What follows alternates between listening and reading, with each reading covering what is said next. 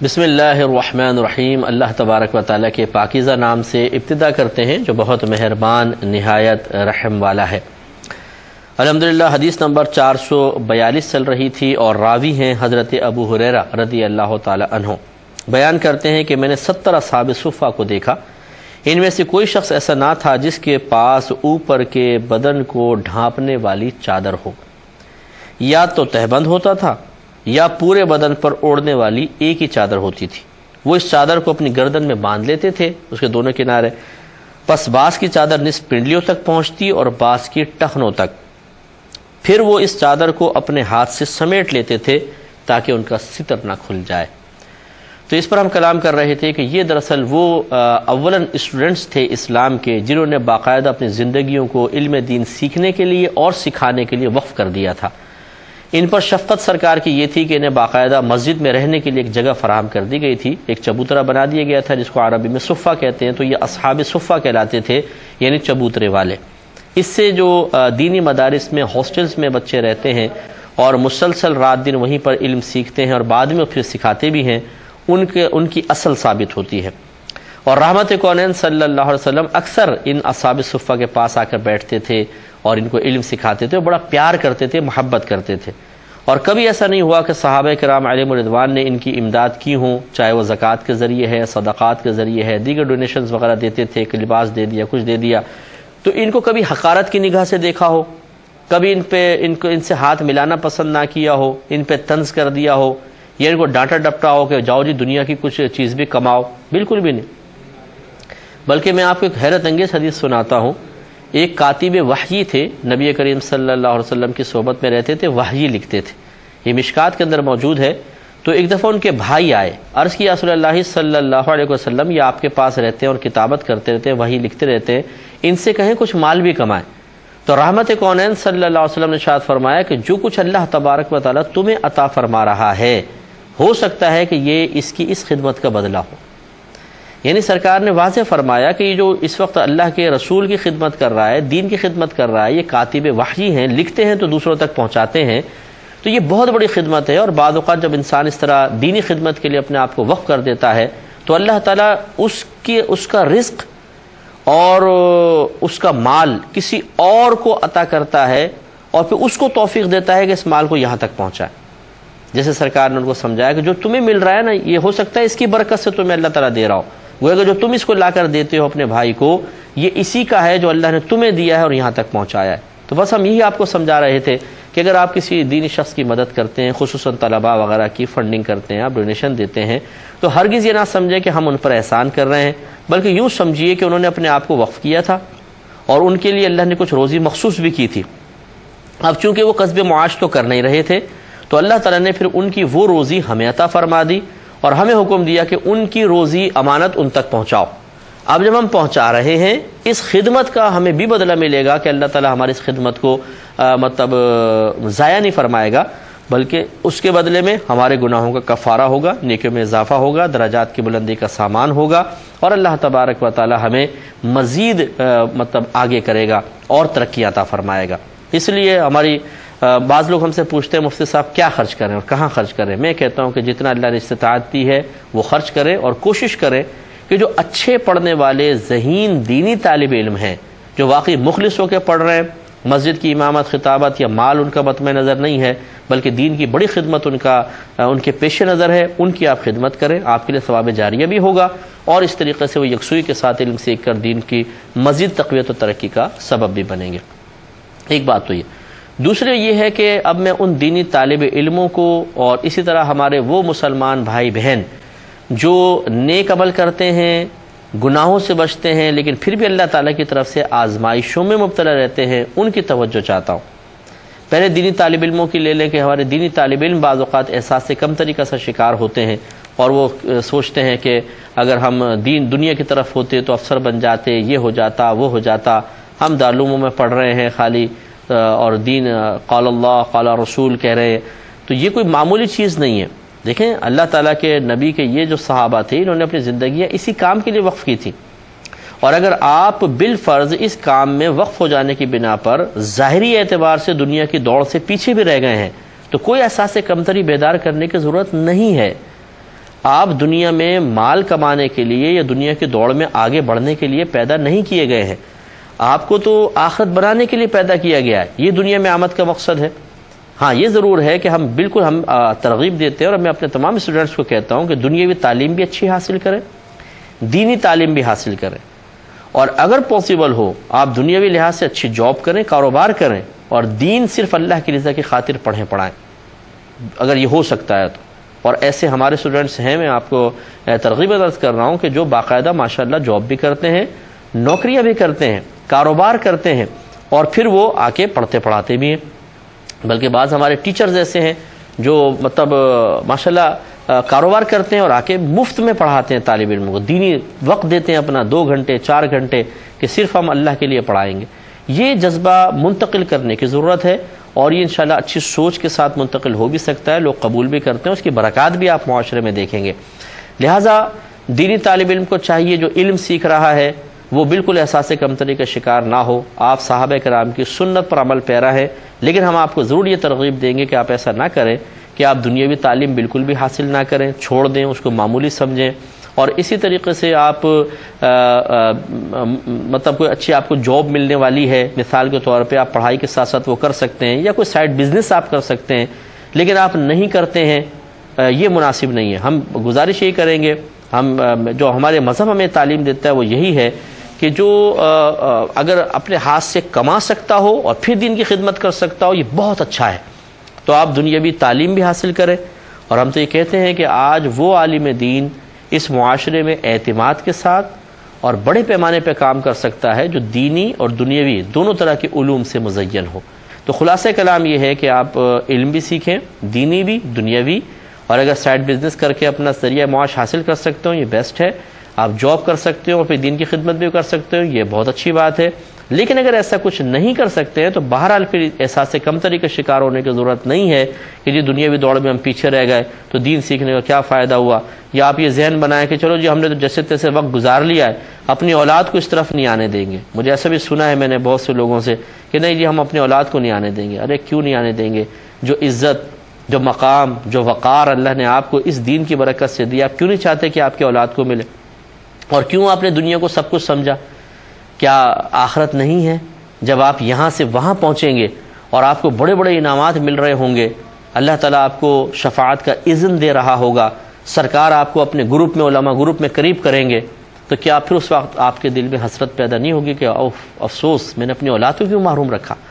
میں نے اپنی اولاد کو کیوں اپنے ہاتھ سے دھکیل دیا کہ نہیں اس فیلڈ میں نہ آؤ کیونکہ ہم نے بڑی پریشانیاں سہی ہیں۔ یہ ایک چیز ذرا سوچنے والی ہے، سوچئے۔ طبقہ علماء کو بھی چاہیے کہ جذباتیت کے تابع ہو کر اس طرح کے فیصلے نہ کریں۔ جو ہمارے سامنے بعض لوگوں کی سوچیں آئی ہیں وہ یہ سوچ بھی مناسب نہیں ہے۔ پھر دیکھیں جو اب عام میں تنگ دست جو لوگ ہیں ان کی خدمت میں گزارش کرتا ہوں۔ بعض لوگ کہتے ہیں مفتی صاحب نمازیں پڑھتے ہیں، روزہ رکھتے ہیں، یقین کریں کسی برائی میں نہیں ہے، پھر ہمیں سمجھ میں نہیں آتا کہ اللہ تعالیٰ ہمیں کیوں اس مصیبت میں مبتلا کیے ہوئے ہیں، کیوں ہم پر آزمائشیں آ رہی ہیں۔ تو یہ ہم بارہا سمجھا چکے ہیں کہ بھائی آپ نمازیں پڑھ رہے ہیں، روزے رکھ رہے ہیں، گناہ چھوڑ رہے ہیں، کس لیے؟ اس لیے کہ آپ کو پاؤنڈ ملے، ڈالرز ملیں، آسمان سے نوٹوں کی بارشیں ہوں، آپ کی بچیوں کی شادی وقت پر ہو جائے، آپ کے گھر میں کوئی تنگ دستی نہ ہو، کوئی بیماری نہ آئے، کوئی ناگہانی آفت نہ آئے، کوئی جادو ٹونا آسیب نہ کرے آپ پر، آسیب متوجہ نہ ہو، جادو ٹونا نہ کرے۔ اگر اس لیے آپ کر رہے ہیں تو پھر اس کا مطلب اللہ کے لیے نہیں کر رہے، آپ تو ان چیزوں کے لیے کر رہے ہیں۔ اور اگر آپ نماز، روزہ، حج، زکوٰۃ، گناہوں سے بچنا اللہ کے لیے کر رہے ہیں تو پھر اس کا بدلہ ان چیزوں کے اندر تلاش نہ کریں، اللہ تعالیٰ آپ کو بدلہ عطا فرمائے گا۔ اور یاد رکھیں کوئی قاعدہ قانون نہیں ہے کہ اگر آپ نمازیں پڑھیں گے، روزے رکھیں گے، گناہوں سے بچیں گے تو اللہ تعالیٰ آپ کو تمام مصیبتوں سے آزاد کر دے گا۔ کہاں لکھا ہے ضابطہ؟ کہاں اللہ نے یہ وعدہ کیا ہے؟ بلکہ اللہ کا وعدہ تو قرآن عظیم میں یہی ہے کہ ہم ضرور تمہیں آزمائیں گے، کچھ بھوک کے ساتھ، کچھ خوف کے ساتھ، اور پھلوں اور جانوں کی کمی کے ساتھ۔ یہ قرآن پاک میں اللہ نے واضح فرمایا ہم ضرور تم کو آزمائیں گے۔ اور آپ دیکھ لیں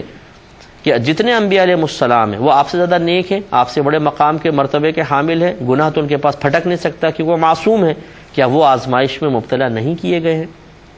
تو یہ آپ نے کہاں سے ضابطہ نکال لیا کہ اگر میں نیک پرہیزگار متقی ہوں، کسی کی برائی نہیں چاہتا ہوں، میں کچھ غلط کام نہیں کرتا ہوں تو مجھ پہ پریشانی نہیں آنی چاہیے؟ ایسا نہیں ہے، بلکہ ضابطہ شرعیہ یہ ہے، عادت الہیہ یہ ہم نے جاری دیکھی ہے کہ جب اللہ تعالیٰ کسی قوم کو اپنا محبوب بنا لیتا ہے تو اس پر آزمائشوں کے دروازے کھول دیتا ہے،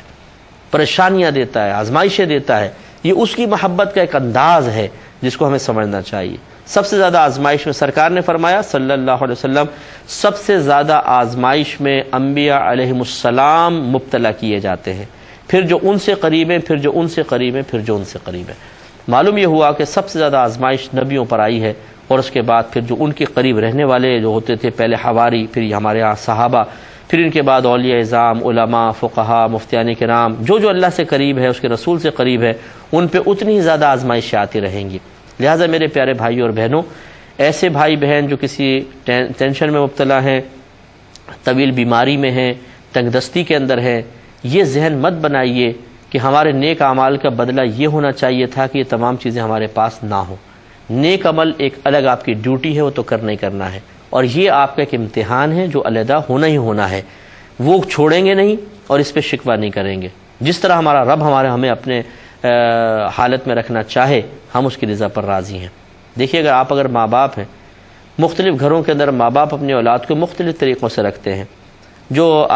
بہت سے آسائشیں دیتے ہیں، خوب نعمتیں دیتے ہیں، بہت سے پورا نہیں دے پاتے، بھوکا رکھتے ہیں، پیاسا رکھتے ہیں، لباس پورا نہیں دے پاتے، کچھ صحیح تعلیم نہیں دے سکتے ہیں۔ لیکن کیا اس اولاد کو اپنے ماں باپ کے خلاف بغاوت کا حق حاصل ہے کہ سارے بچے کھڑے ہو جائیں اور یہ کہیں کہ جی آپ ہمیں فلاں کی طرح سب کچھ کیوں نہیں دیتے ہیں؟ آپ کہیں گے کہ نہیں، بلکہ بچوں کو چاہیے کہ ماں باپ کی مجبوری کو سمجھیں اور اپنے ماں باپ کے ساتھ تعاون کریں، اور جس طرح ماں باپ لے کے چل رہے ہیں اس طرح اپنے گھر کو چلائیں۔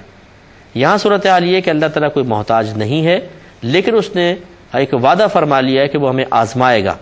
تو بس جب آزمائے گا تو اب دو چیزیں ہیں، یا تو اللہ کی رضا پر راضی رہیں، جیسے ہم بچوں کو تلقین کرتے ہیں کہ بیٹا جو ماں باپ کہتے ہیں صحیح کہتے ہیں، مان لو،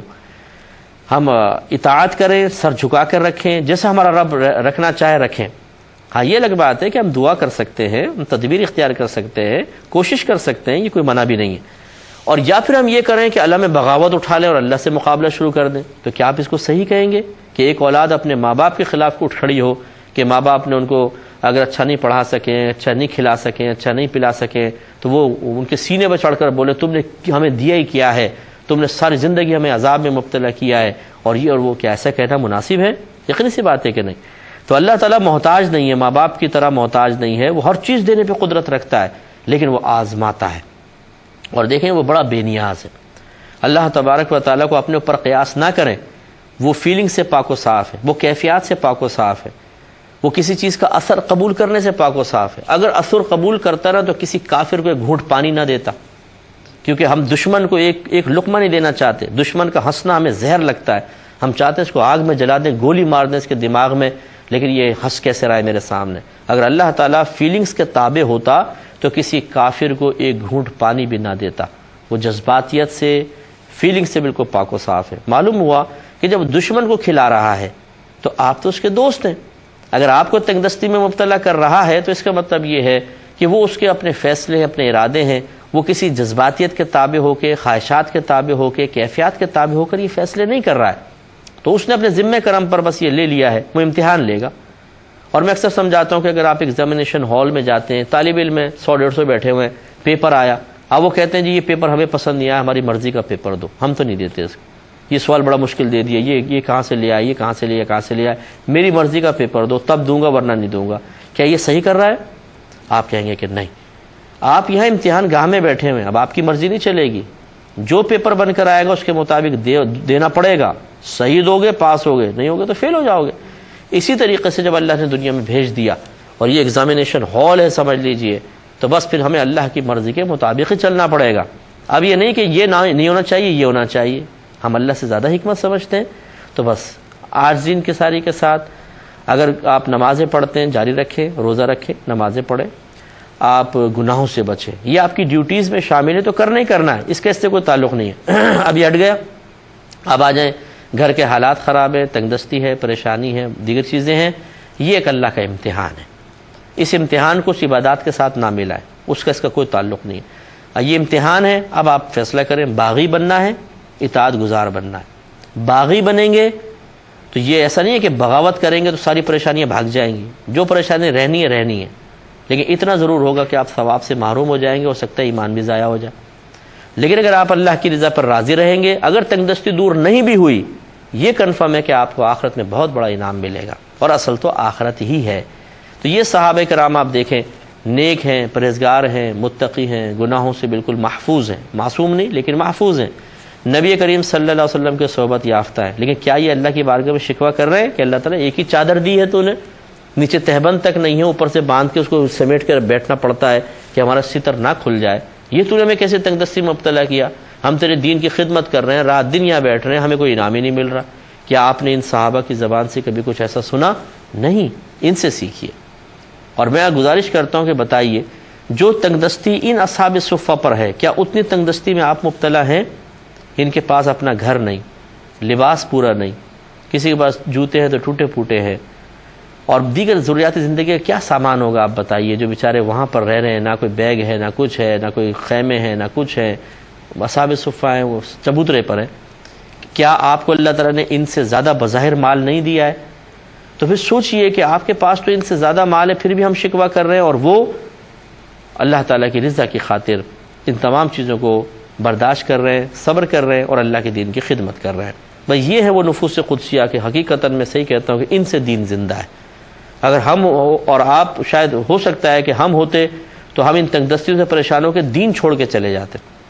اللہ نہ کرے کہ، لیکن یہ کہ بھئی یار ہم نہیں رہتے یہاں پر، بھئی یہ بڑی پریشانیاں ہیں، ہم یہ نہیں کہ مسلمان ہی چھوڑ دیتے، شاید ہم کسی اور طرف مائل ہو جاتے، لیکن صحیح بات یہ ہے کہ یہ اللہ تعالیٰ نے ان بزرگان دین کے صدقے میں ہی دین کو زندہ رکھا، اور ان کی برکت سے دین آج زندہ ہے۔ ہمیں ان بزرگوں سے سیکھنا چاہیے، اور پریشانی تنگدستی آئے تو ان کے واقعات کو یاد کر کے، ان کی تنگدستیوں کو یاد کر کے اپنے آپ کو صبر و سکون کی طرف لانا چاہیے۔ تو یہ دیکھیں، اس سے بھی معلوم ہوا کہ اگر انسان تنگدستی میں مبتلا ہو تو ایک چادر بھی استعمال کر سکتا ہے، اور اس میں نماز پڑھنا بھی بالکل جائز ہے۔ اصل میں ہوتا ہے کہ کورڈ چاروں طرف سے ہو، بس انسان